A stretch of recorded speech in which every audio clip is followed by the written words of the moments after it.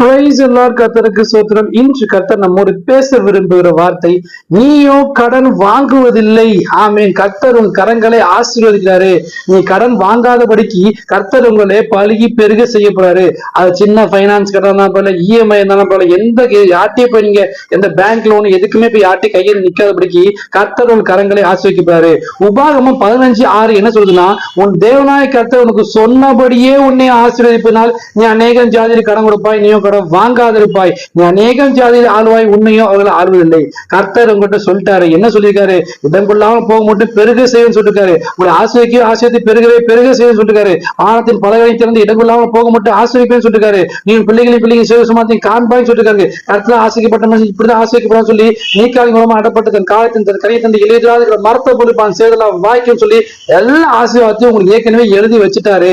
பிதாக்கள் சொன்னபடி அந்த ஆசீர்வாதத்தை உங்களுக்கு சொன்னபடினால அதே ஆசீர்வாதத்தை உங்களுக்கு கொடுத்து நீங்க அநேக ஜாதி கடன் கொடுக்க முடியாத, நீங்க யார்ட்டையும் போய் ஒரு சின்ன நயா ஒரு பைசா கூட கடன் வாங்காதபடிக்கு கர்த்தர் உங்க கரங்களை ஆசீர்வதிப்பாரு. உங்க கையின் பேசத்தை ஆசிரியப்பான்னு சொல்லிருக்காரு இல்லையா? உங்க கையின் பேசம் வந்து பொத்து கையில பையில போட்டது போல வெறும் இஎம்ஐக்கோ கடனுக்கோ மருந்து மாத்திரைக்கோ ஆஸ்பத்திரிக்கோ வட்டிக்கு போகாதபடிக்கு எல்லாவற்றையும் ஏசு கேன்சல் பண்ணி நீங்க அநேக ஜாதி கடன் கொடுக்க முடியாத, யார்ட்டையும் போய் இனிமே கடன் வாங்காதபடிக்கு கர்த்தர் உங்களை ஒரு பெருக்கத்தின் ஆசீர்வாதத்தை வானத்தின் பல கனிகளை திறந்து இடம் கொள்ளாமல் போக மட்டும் ஆசீர்வதிப்பேன் சொன்ன கர்த்தர் இன்னைக்கு கர்த்தர் தம்முடைய ஆசீர்வாதத்தை உங்களை ஆசீர்வதிக்கிறாரு. என் தேவன் தம்முடைய ஐஸ்வர்யத்தின் குறைவான கிறிஸ்து இயேசுக்குள் மகிமையை நிறைவாக்கும் ஆசீர்வாதத்தின் பிரகாரமாக எந்த விஷயத்துல குறையா இருக்கோ எல்லாம் தேவனுடைய மகிமைப்படி அவருடைய ஐஸ்வர்யத்தின்படி உங்களை குறைவான கிறிஸ்து இயேசுக்குள் மகிமையிலே நிறைவாக்க போறாரு.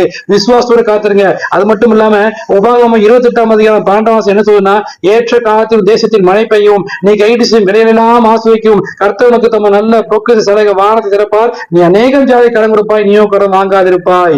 இதே ஏற்ற காலம் வந்து விட்டது. உங்களுக்கு கைடு செய்ய எல்லா ஆசிர்வதிக்கும் கர்த்தர் தம் நல்ல சலக வானத்தை திறக்க ஆரம்பிச்சாரு. இன்றையிலிருந்து உங்களுக்கு ஆசீர்வாத மழை பொழிய போகிறது. விசுவாசம் ஆண் பெற்றுக் கொள்ளுங்கள். நீங்க யார்ட்டையும் இனிமே கடன் வாங்க போறதே இல்லை. ஒரு பெருக்கத்தின் ஆசீர்வாதத்தை, ஒரு செல்வத்தை, ஐஸ்வர்யத்தை இன்னைக்கு கர்த்தர் கொடுத்து ஆசீர்வதிக்கிறாரு. விசுவாசம் ஆண் பெற்றுக் கொள்ளுங்கள். ஆமென். God bless you.